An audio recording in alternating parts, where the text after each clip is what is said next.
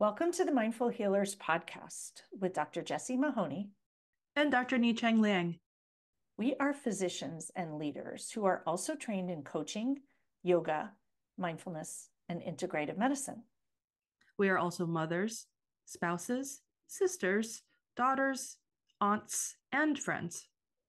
In this podcast, we share candid, heart-centered, loving, science-based, thoughtful, and often fun conversations about the challenges life throws at us.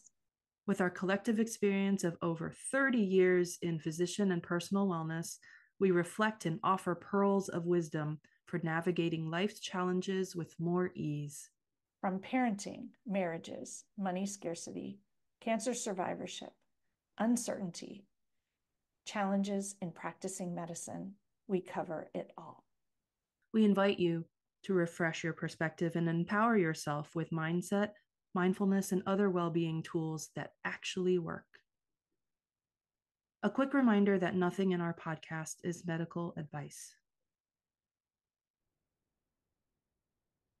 Today, we will talk about taking care of your heart, inspired by Valentine's Day this week as we record, and Heart Month as we call February. And just yesterday, when we were recording an episode with a guest, I just realized that we both wear heart or love necklaces, like intentionally, almost all of the time. So I wear a gold word love necklace, and Jessie wears a gigantic gold heart necklace.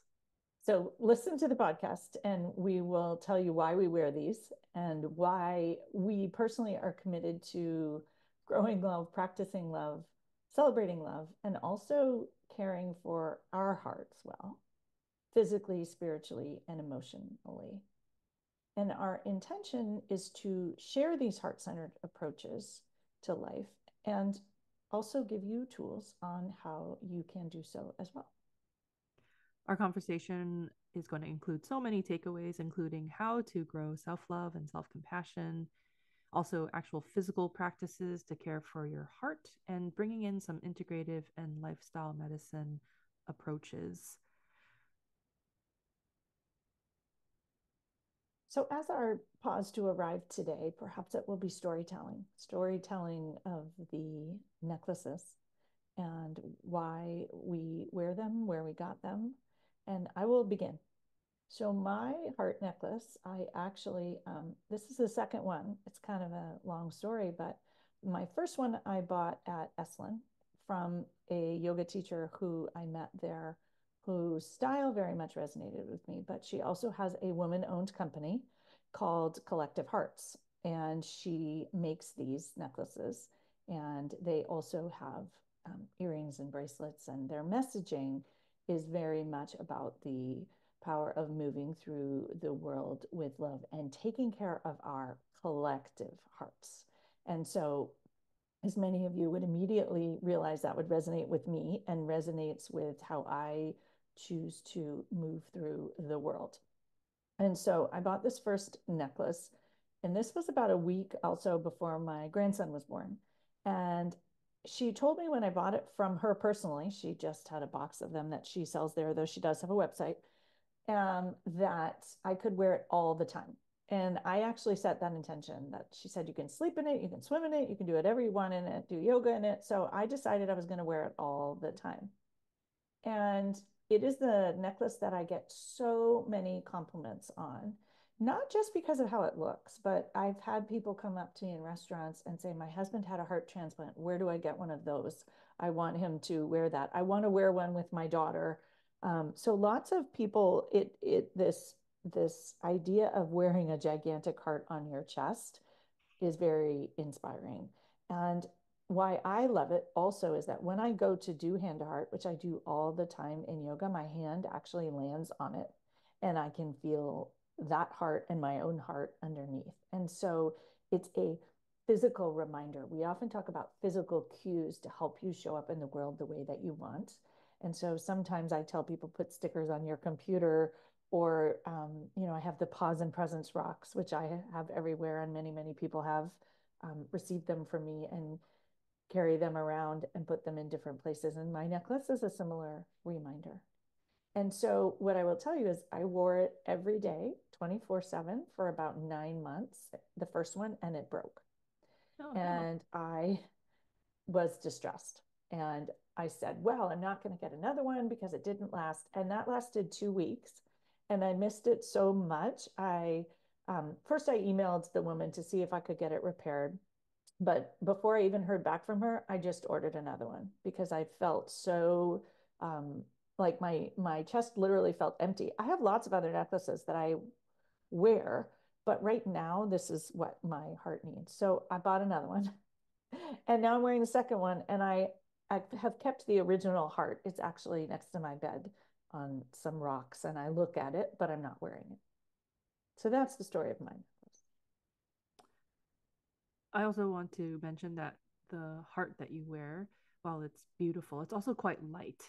So while it's sizable, um, I want to make sure that our listeners know that it is totally feasible and it doesn't add a whole lot of weight to your chest. Well, and thinking about that, that's actually for me quite intentional, Mhm. because I think that approaching the world like, what would love do, or feeling heart centered, is a light way of approaching it. It's not meant to be heavy. And yes, this heart necklace weighs almost nothing.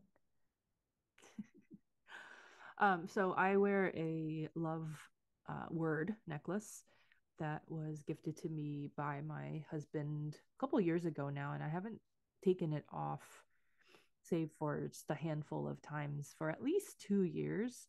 And the reason why I keep wearing it, not only because it has sentimental value to me because it's from my beloved husband, but because also that it reminds me of my lifelong journey of love for myself.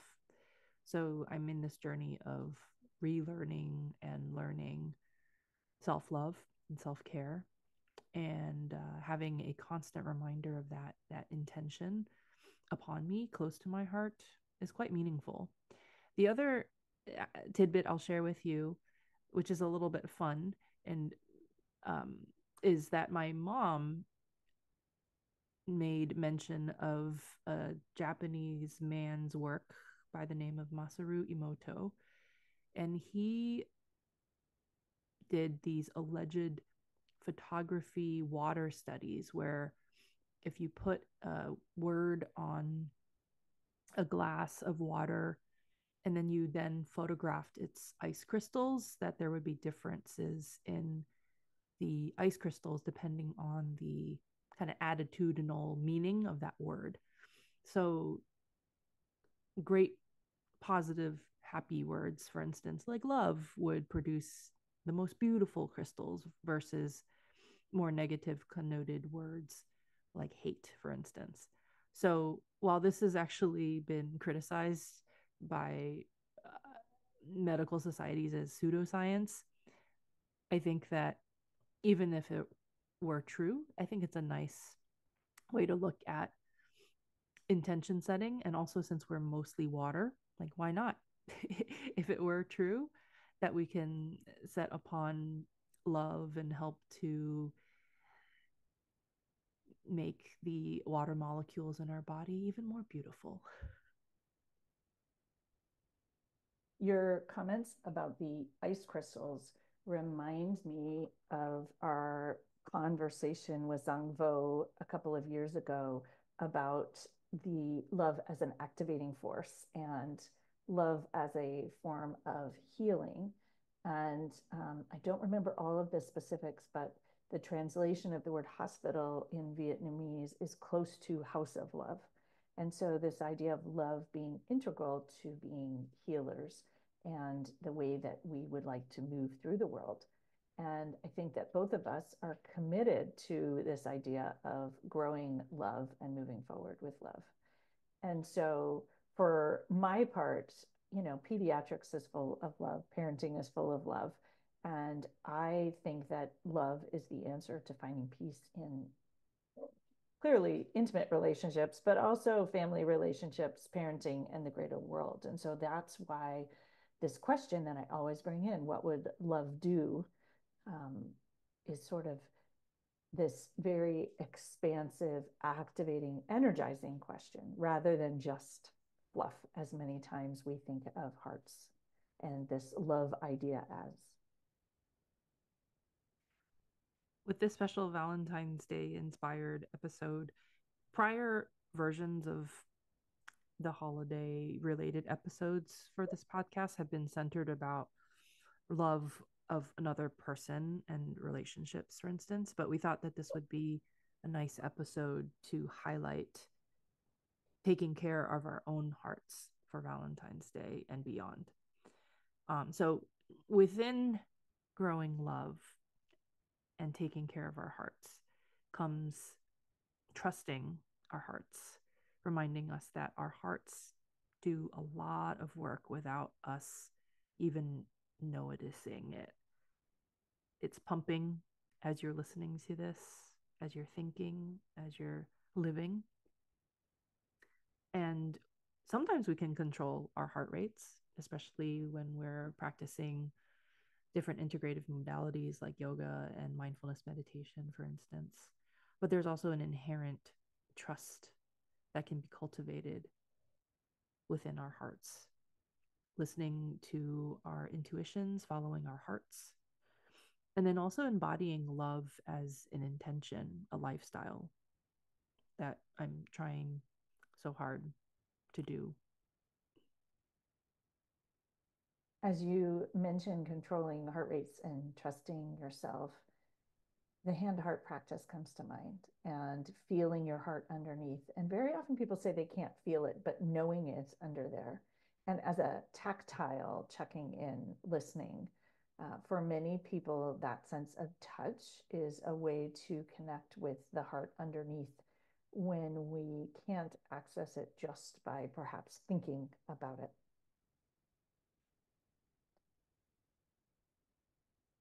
To talk a little bit here about growing self compassion and self love seemed relevant. Many, many people want to get to self love. And there is, of course, a movement of people practicing telling themselves they love themselves, or I'm thinking of the little girl in the mirror with her hands on her hips, um, practicing. And I have found in my work that self love is a long journey and that many people struggle to grow it. And I want to invite the idea that we grow it and it takes time and it's the end of a continuum.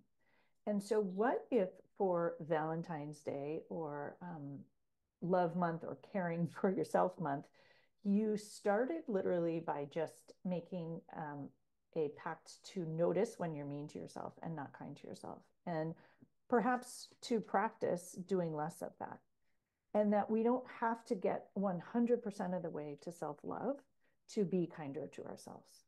And then, how I like to see getting from being mean to yourself all the way to self love, again, it's a step by step by step approach. You can get there through kindness. Many of us want to be kind people. So, could you just be kind to yourself, starting there? Could you maybe just be more neutral and not say unkind things to yourself, not judge yourself? Um, maybe decide you're going to step out of the level of judgment that you walk through the world with about yourself, or acceptance. And you don't even have to like it, I always say, but just accept who you are. And that can be the path or the conduit to get closer to self compassion. And then we've talked a lot in this podcast about growing self compassion and Kristen Neff's model of common humanity, mindfulness, and kindness. I think her model is the third one. And lots of other wise people have different models of self compassion. But realizing that there are many different ways to get there, and it is a practice. And I think our invitation of taking care of your heart is to set the intention to take care of your heart and begin to practice.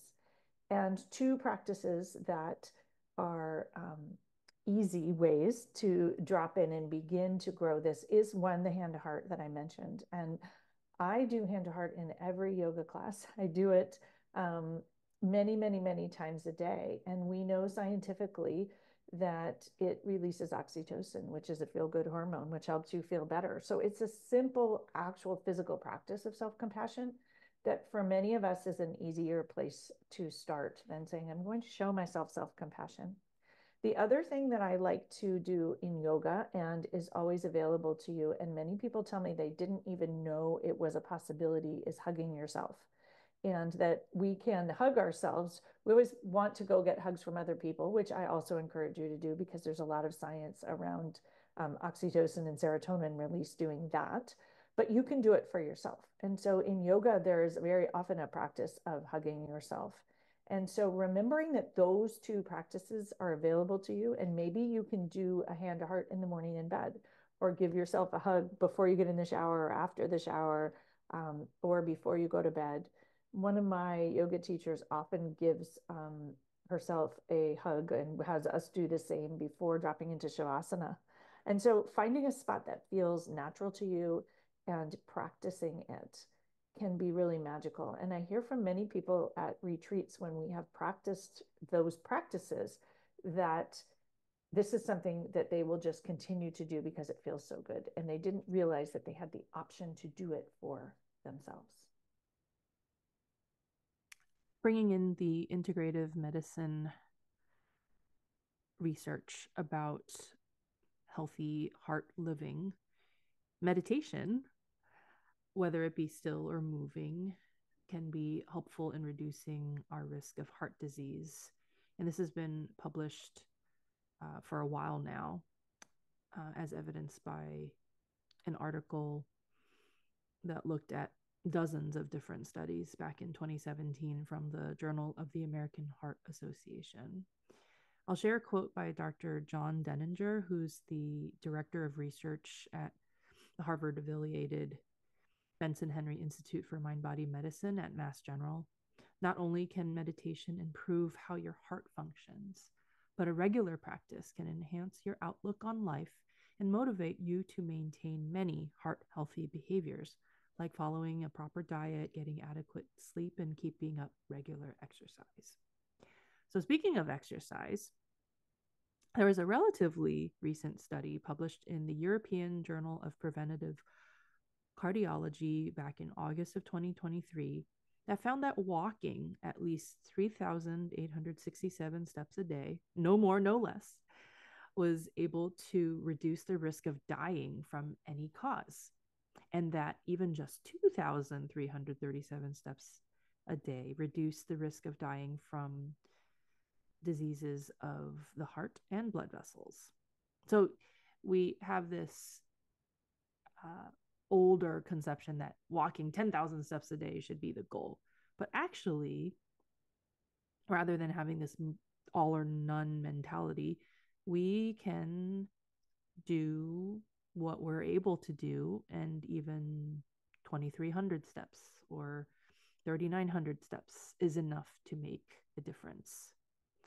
I also wanted to get a little bit more into the specifics of this research study that in over 220,000 people from 17 different studies around the world, basically there has been an association with how much you walk and greater health benefits. So the risk of dying from any cause or from heart disease decreases significantly with every 500 to 1,000 extra steps that you take. And that taking an extra 1,000 steps a day was associated with a 15% reduction in risk of dying from any cause. And even just an increase in 500 steps a day was associated with a 7% reduction in dying from cardiovascular disease. So even just mindful walking, you can check out the recordings that I have on my website at awakenbreath.org that guides you through some of these practices along with jogging and running as well. We'll include a link in the show notes. So it really doesn't take that much to make a difference. Plus, you can also practice mindfulness at the same time. And it can feel good. Walking generally feels good, and being outside in nature feels good. And so doing things that are good for your heart can feel wonderful. And that is a loving approach to caring for your heart.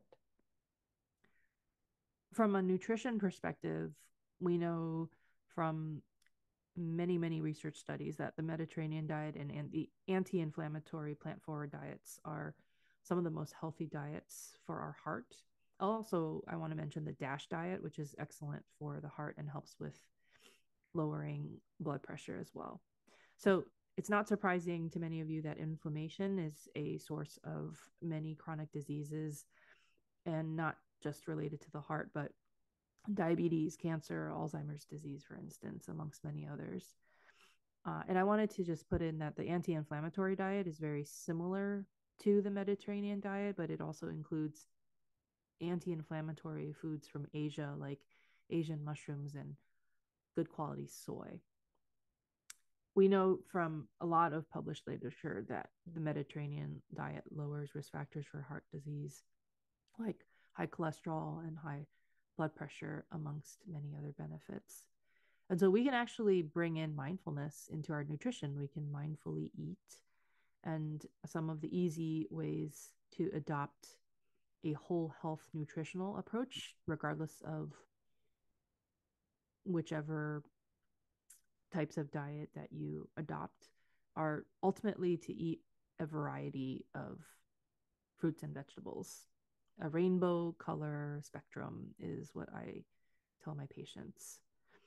Also, to include as much fresh food as possible, so minimizing processed foods and fast food, and then eating a whole lot of fruits and vegetables, 5 to 9 servings a day if you're able to. And then, of course, there are herbs and supplements in integrative medicine that are considered heart openers and have effects on the heart, from increasing diuresis to lowering cholesterol and even helping with palpitations. But getting into the specific herbs is beyond the scope of this podcast. But if you're definitely interested, please consult with an integrative medicine physician for personalized and safe options for you. I want to mention one herb, though, that is been in traditional allopathic medicine. So herbs like digitalis and its common name foxglove was the origin for the common cardiac medication digoxin. All this to say, though, is don't ingest foxglove, please. And the heart offers many lessons about taking care of yourself. Our hearts are wise. And in a podcast about taking care of your heart, learning from your heart about taking care of yourself is another loving, heart centered way of moving through the world. So I wanted to mention this concept of honoring diastole.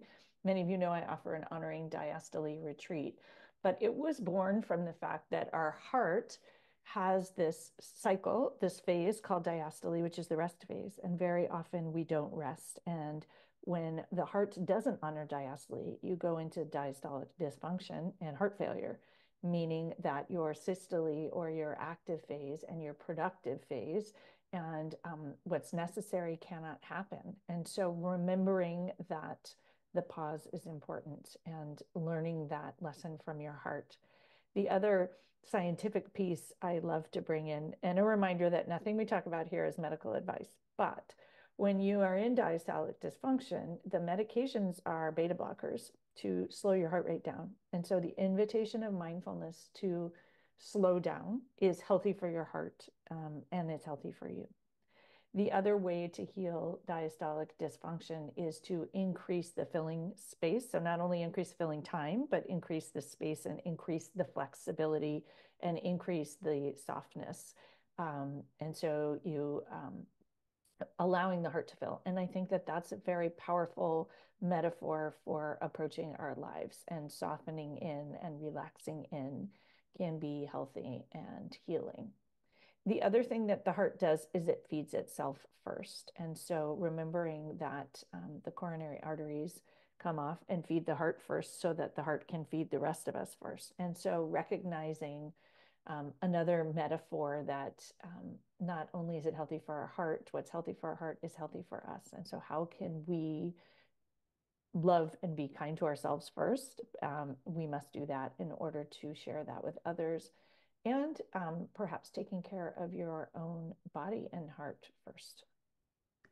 As always, we like to close our episodes with some reflection questions.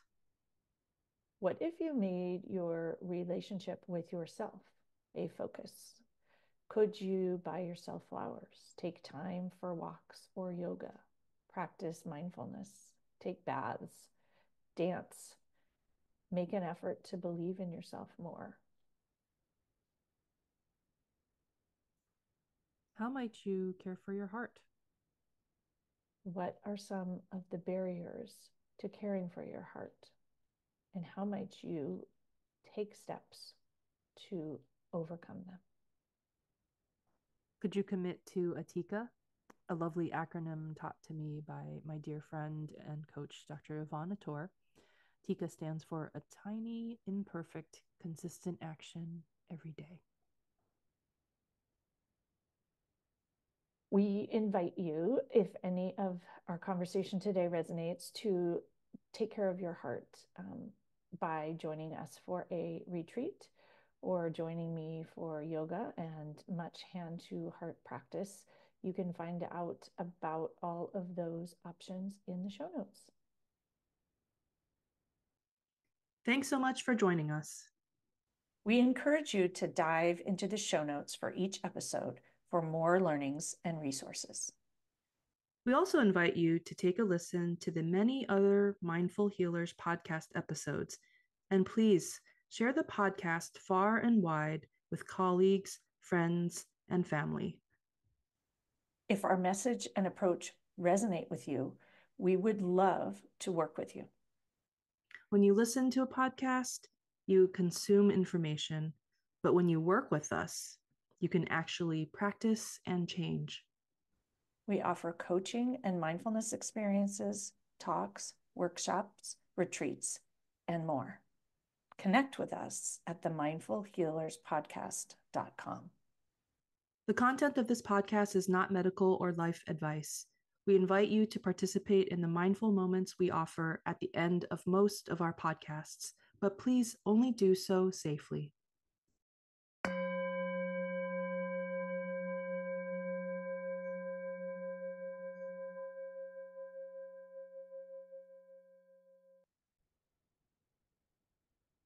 Welcome to today's mindful moment, a practice of caring for your heart. We'll begin by focusing on your breath. And if it's safe to do so, close your eyes and bring a hand to heart. And if it is not safe to do so, just listen along. Finding your sit bones, connecting them into the seat underneath you, and noticing hand on heart. Placing another hand atop the hand on heart, hand on hand, hand on heart. And setting the intention here to care for your heart, taking a few moments out of today, which is Valentine's Day, to take care of your heart. Asking yourself here with eyes closed, what would taking care of your heart today in this season of your life look like? Breathing in through your nose and out through your mouth. Taking a minute to listen to your heart.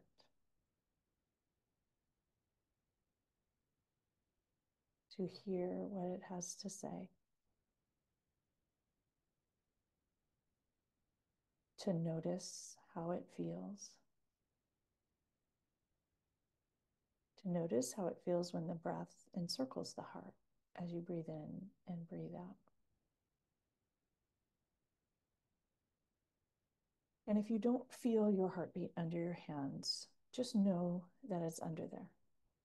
With the chest rising and falling, that heart that takes care of you for every minute of every day is there.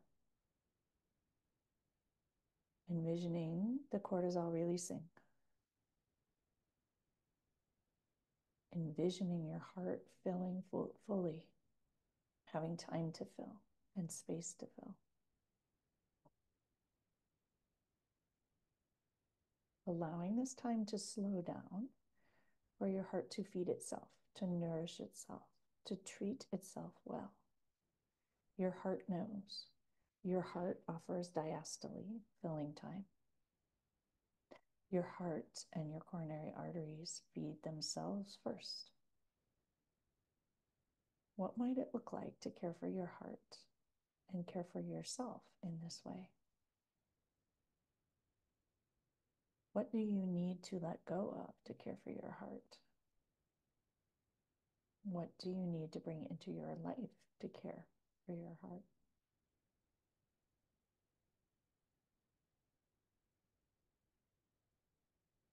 Taking a moment to listen and send love and kindness and compassion to your own heart.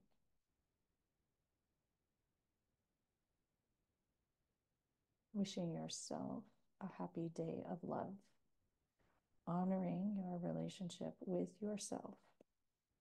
Could you be your own Valentine? Could you be your own best partner? Could your relationship with yourself be the healthiest one of all?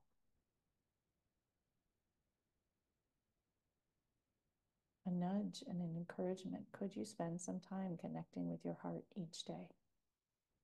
Hand on heart, wishing yourself well each morning. May you all love and be loved. May you all take good care of your heart. Lowering hands and opening eyes, and notice how you feel. Have a beautiful day of love, and we'll see you next time. Namaste.